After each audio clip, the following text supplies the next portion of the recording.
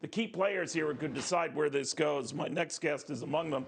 An anomaly on Capitol Hill. He's very, very smart, a doctor by training, and now serving the good people of Ohio. Brett Wenstrup is the Republican member of the House Ways and Means Committee, a former combat surgeon, much more.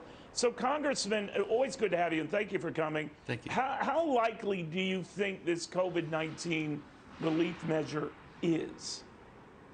Well, I think it's really important, and I hope that we are much closer than we have been, obviously, for some time.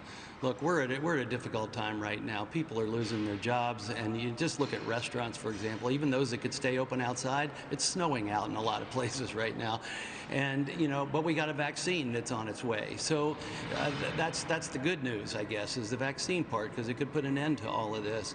Look, we were trying to avoid from the get-go for our country to go into a depression, and that's really still what we're fighting right now.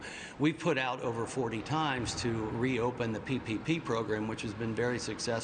Helpful, and there's money left in there, and that was denied in the House of Representatives by Speaker Pelosi. What I've been hearing is that as things are laid out on the table, whatever the dollar amount was, Speaker Pelosi always wants more. That's a problem. But at the same time, the Democrats have come a long way from where they were this summer on some of these issues. What I'm hearing so far, Neil, is that there's discussion of a stimulus of about $600 a person to extend some unemployment boost. You have a boost for unemployment of about $300, and so there's a lot of things moving in a direction, but we may still be hung up on the liability, and also hung up on relief for states. Now, my feeling is let's just take that off the table for another day, because we got to get something out there for the American people to know what's coming their way. You mentioned when you take that off the table, so the liability thing, Republicans would have to just, grit their teeth and say it's not going to happen with this.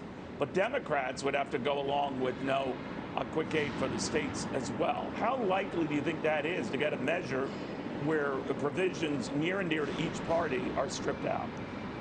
Well, I think those are very important measures, and so if we take them out of this agreement, it doesn't mean that they're off the table, that we can continue to work on those.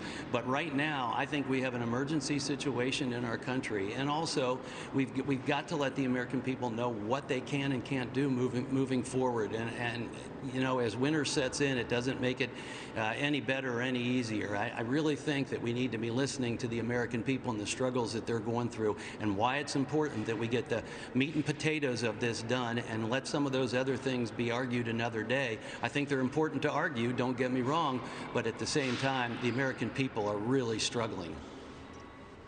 While I have you, if I could tap the doctor, surgeon part of your fine brain, sir, and get your read on making vaccines mandatory, especially when it comes to the coronavirus itself. I caught up yesterday with Mitch Daniels, who, as you know, the former Indiana governor, the former budget director for President Bush, now the president at Purdue University, 45,000 students strong, and he said for them, it might be a good idea. This is from an interview I had with him yesterday, sir, to kind of force the issue, to make it a no-choice kind of an issue for kids and administrators alike. This is from yesterday with Mitch Daniels. I want your response to this.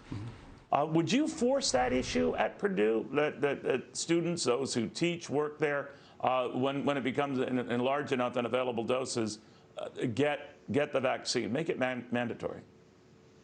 We very well might. We certainly we've done that with other vaccines in the past. We did it with the flu vaccine in the first semester. Now we make exceptions. How do you feel about that? Make it mandatory. Well, I'd prefer not to make it mandatory, although as a member of the military, we have to get the flu vaccine every year, and as a physician, we have to. So there are times where you are required. I prefer to quit dividing the country on this. Look, our adversaries and sometimes people within this country want us to be divided on something. Medicine is not a place where we should be divided. But as a doctor, and I can tell you all the doctors here that I know in Congress are willing to roll up their sleeve and get the vaccine as soon as it's available to to them. And I think that we have to do the messaging to the American people to continue to explain how this process was safe and it was sound, and we went through all the proper steps. And at the same time, this is technology that is proving to be safe and effective, and America should take it if they want to put an end to this pandemic. And you know, it's going to be really, really important that we do that, because I want the American people to be trusting of this, as they should be, because I trust it and I trust the science that's gone behind it. And so be completely transparent about it, what it can and can't do, and have the American people say, I want to take it. And it looks like, you know, if you look at the trials, how many people volunteered to be in the trials, and now you're getting FDA approval. Even more people are lining up to say, give this thing to me. I want to put an end to what's going on, and I trust these people that have devoted their lives to try and save lives and to produce products that can solve a problem like this pandemic. All right, Congressman, Doctor, thank you very, very much. Good catching up with you on this, and an interesting read on maybe we don't need to force this issue of vaccines. People will happily take it just to be safe and keep the loved ones around them safe as well.